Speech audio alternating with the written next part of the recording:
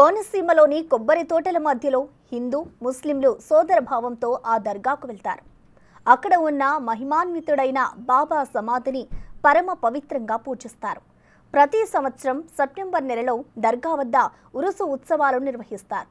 బాబా సమాధికి గంధం పూయడం, ఆ గంధాన్ని భక్తులకు అందజేస్తారు. స్థానికులే కాకుండా ఇతర జిల్లాల నుండి, ఇతర రాష్ట్రాల నుండి భక్తులు అధిక సంఖ్యలో తరలివస్తారు. ఆ దర్గా విశేషాలేమిటో మనము చూద్దామా?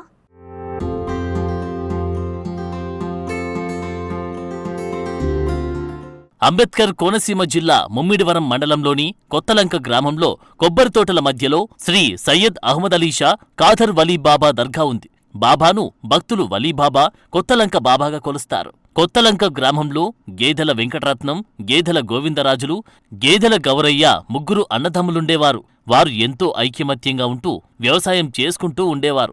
తెల్లవారుజామునే లేచి పొలానికి పోయి వారికున్న ఆవులు, గేదెల పాలు పిండుకొని వెలుగు వచ్చేసరికి ఇంటికి వస్తూ ఉండేవారు. గోదావరి గట్టు వెంబడి పొలానికి పోయే మార్గంలో ఒక శ్మశానముండేది. ఒక రోజున శ్మశానంలో పరుండి యోగ నిద్రలో ఉన్న వలీబాబా గారిని ఆ ముగ్గురన్నదమ్ములు చూడడం జరిగింది. ఎవరో పిచ్చివాడు అనుకుని అపోహపడ్డారు. కాని ఆయన మహాయోగి అని వీరికి తెలియదు సరికదా, కనీసం స్ఫురించడమైనా జరగలేదు. ఈ దృశ్యం అలా సుమారు నెల దినముల వరకు వారు రోజు చూస్తూ ఉన్నా పట్టించుకొనలేదు. కాని ఒకనాడు భయంకరమైన దృశ్యం కనిపించింది. వలీబాబా గారి శరీరం 9 ముక్కలుగా విడిపోయి ఉంది. అయ్యో, ఈ పిచ్చివాణ్ణి ఎవరు చంపేశారే అనుకుంటూ గోవిందరాజుల గారు, గవరయ్య గారు, వెంకటరత్నం గారు కలిసి దగ్గరకు వెళ్లేసరికి ఆ భాగాలన్నీ మెల్లమెల్లగా వాటంతటవే దగ్గరకు కూడుకొని మామూలు మనిషి ఆకృతి దాల్చి కూర్చొని ఉన్న స్థితిలో వలీబాబా గారు కనిపించారు. అత్యంత సంభ్రమాచర్యాలతో, అమితమైన భీతితో ఈ ముగ్గురకు నోట మాట రాలేదు. పొండిరా, అరే జావంటూ స్వామి కసురుకోగా వారు అక్కడి నుండి వెళ్లిపోయారు. కాని వారి మనసులలో ఆనాటి దృశ్యం చెరగని ముద్ర వేసింది.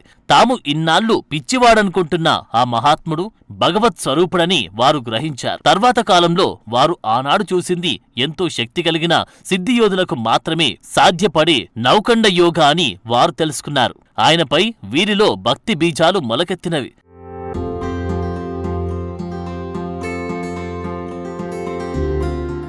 అహ్మద్ అలీ షా బాబా, అంతా నీ సేవలో ఉన్నాం.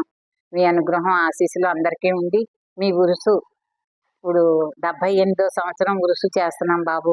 ఏ విధమైన ఇబ్బందులు లేకుండా వచ్చిన భక్తులు కూడా ఆనందంగా వెళ్ళేలాగా, అన్ని పనులు సక్రమంగా అయ్యేలాగా అల్లాకే పోరాదు ఒకరు బాబా.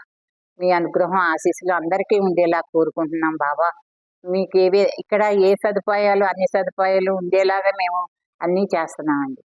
ఇబ్బందులు లేకుండా మీ భక్తులందరూ కూడా రావచ్చు బాబు.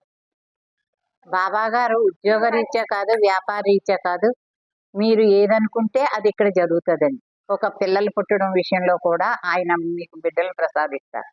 అన్ని పనులు కూడా సక్రమంగానే అవుతాయండి. బాబా గారిని మీరు ఇక్కడ వచ్చి దర్శనం చేసుకుని మీరు అనుకున్న పని తప్పకుండా అవుతుంది బాబు. మీరు ఉద్యోగం కావాలంటే ఉద్యోగం వస్తుందండి.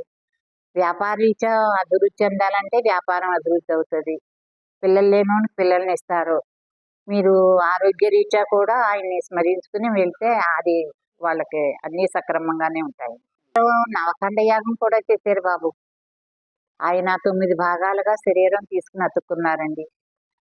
ఒక నుయ్య జల రాపోతే మంత్రిస్తే ఆ జల అలా పొందుకొచ్చిందటండి. ఎన్నో మహిమలు బాబా గారు చేశారు. కానీ ఆయన చూసే భాగ్యం మాకు లేదు. మా అమ్మగారు, మా పిన్ని గారు కూడా చేశారు.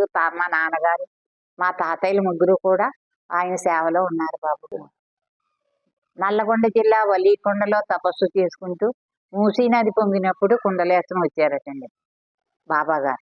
కుండలేశ్వరాన్ని వాళ్ళు ఈయన ఒక పిచ్చోడని అనుకుని ఆయనకి వాళ్ళ ఆశ్రమం ఇవ్వలేదండి. ఆయన్ని అని పుట్టారు ఈశ్వరుడి గుడిలోనే. శ్మశానంలో కూడా ఉండిపోరటండి. ఇక్కడ చూస్తే అక్కడ మాయమైపోతా ఉండిపోరటండి. కానీ గోదావరిలో వెళ్ళిపోతుంటే పల్లెళ్ళందరూ అయ్యి బాబా పడిపోతున్నావు అని ఇవ్వరటండి. కానీ ఆయనకి అసలు ఏమీ తెలిసేది కదండి. అలా వెళ్ళిపోతా ఉండేవారటండి. మీద కూర్చుని నదులన్నీ తిరిగేస్తా ఉండేవారటండి. ఇక్కడ చూస్తే అక్కడ మాయమైపోతా ఉండేవారటండి బాబా. యానం ఏంటండి, కుండలేశ్వరం ఏంటి, కేసునకూరు ఏంటి, ఇంకా అలాగా అన్ని గోదావరిలో కూడా బాబా గారే ఉండేవారటండి ఆకు మీద. అయినా చెట్లు కూడా సలాం చేసి అంటండి బాబా గారు. ఆయన వెళ్తుంటే ఈ పక్కనే ఆ పక్కనే చెట్లు ఉంటాయి కదండి. చెట్లు కూడా సలాం చేసేయండి బాబా. 40 సంవత్సరాలు. తాతయ్యలు ముగ్గురు కూడా వెంకటరత్నం గారు, గోవిందరాజులు గారు, గౌరయ్య గారు, వీళ్ళు ముగ్గురు మా అమ్మగారు, మా పిన్ని గారు కూడా వీళ్ళ సేవలోనే ఉండిపోయారు.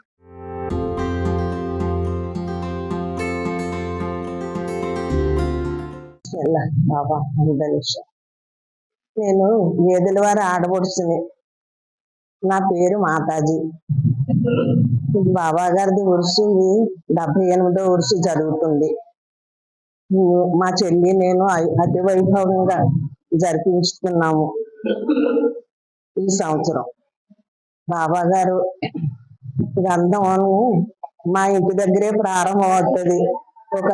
చాలా కేజీలు తెచ్చి చాలా గుండెలతోటి ఊరేగుతూ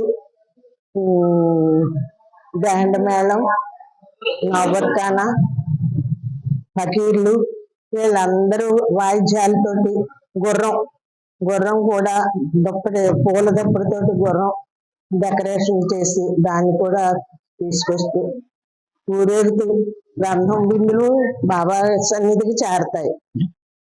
అప్పుడు అది పాఠ్యాలు అవి జరిగిన తర్వాత బాబా గారికి సమర్పణ అయిన తర్వాత ఆ ప్రసాదం ఈ 50 మంది భక్తులందరికీ కూడా, హిందూ ముస్లిం అందరికీ కూడా అది ప్రసాదం పంచిపెడుతూ ఉంటాం.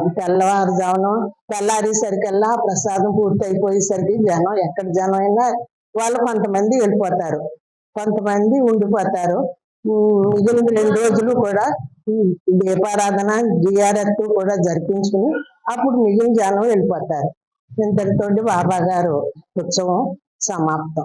ఈ సంఘటన జరిగిన తర్వాత వీరికి వలీబాబా గారు చాలా కాలం కనిపించలేదు. ఆయన కుండలేశ్వరంలో ఉండినారు. జన్మతః వలీబాబా గారు ముస్లిం అయినప్పటికీ ఆయనకు మతములన్నీ ఒక్కటే. కుండలేశ్వరంలో ఈశ్వరాలయం చుట్టూ ప్రదక్షిణలు చేసేవారు. చాలా దినములు ఆ గ్రామంలో నివసించి అక్కడి ప్రజలకు మహత్తరమైన మహిమలెన్నో చూపించారు. వలీబాబా గోదావరిపై ఆయన శరీరం ఏమాత్రం తడవకుండా ఒక్కోసారి కూర్చొని మరోసారి నడిచి ఈ గట్టు నుండి ఆ గట్టుకి వెళ్తుండేవారు. అనతి కాలంలోనే ప్రజలందరికీ ఆయన దైవ స్వరూపుడని, కోర్కెలు తీర్చే కృపా సముద్రుడని గురి ఏర్పడింది. ఆయన మీద భజనలు, ప్రార్థనలు చేయసాగారు. ఎక్కడ నిలకడగా ఉండని ఆ స్వామి దర్శనం కోసం వారెంతగానో పడిగాపులు పడి ప్రార్థనలు చేస్తుండేవారు. అయితే నిజమైన విశ్వాసము, నిష్కలంకమైన భక్తి కలిగిన వారికి మాత్రమే ఆయన దర్శన భాగ్యం కలిగేది. వలీబాబా కోనసీమ ప్రాంతానికి చుట్టూ ఉన్న గోదావరి నదీపాయల్లో ఇటు అమలాపురం నుండి అటు ఫ్రెంచియానం వరకు తిరుగుతూ ఉండేవారు. అమ్మవార్ల గుడుల వద్ద, శివాలయాల వద్ద, కొబ్బరి తోటల్లో, ఎక్కువగా శ్మశానాల్లో, నిర్జన ప్రదేశంలో తిరుగుతూ ఉండేవారు. కొత్తలంక సమీపంలో కర్రివాణి రేవు దగ్గర ఉన్న శ్మశాన వాటిక ఆ యోగి పుంగవుని శయ్యాతల్పమై ఉండేడిది. అటువంటి మహత్తుగల బాబా తన శరీరాన్ని త్యజించిన తర్వాత కొత్తలంక గ్రామంలోని కొబ్బరి తోటల మధ్యలో సమాధి చేసి దర్గా నిర్మించారు. వలీబాబాగా ప్రసిద్ధి చెందిన బాబా 77వ ఉరుసు ఉత్సవాలు ఈ నెల 15వ తేదీ నుండి ప్రారంభం కానున్నాయి. 3 రోజుల పాటు జరిగే ఈ ఉత్సవాల్లో మొదటి రోజు గంధం పూయిట, 2వ రోజు దీపారాధన, 3వ రోజు జియారత్లను అత్యంత వైభవంగా భక్తులు నిర్వహిస్తారు. ఇతర ప్రదేశాల నుండి వచ్చే భక్తుల కొరకు దర్గా నిర్వాహకులు తగిన ఏర్పాట్లు చేశారు. మీరు కూడా కోనసీమకు వెళ్ళినప్పుడు ఈ దర్గాను కూడా దర్శించండి.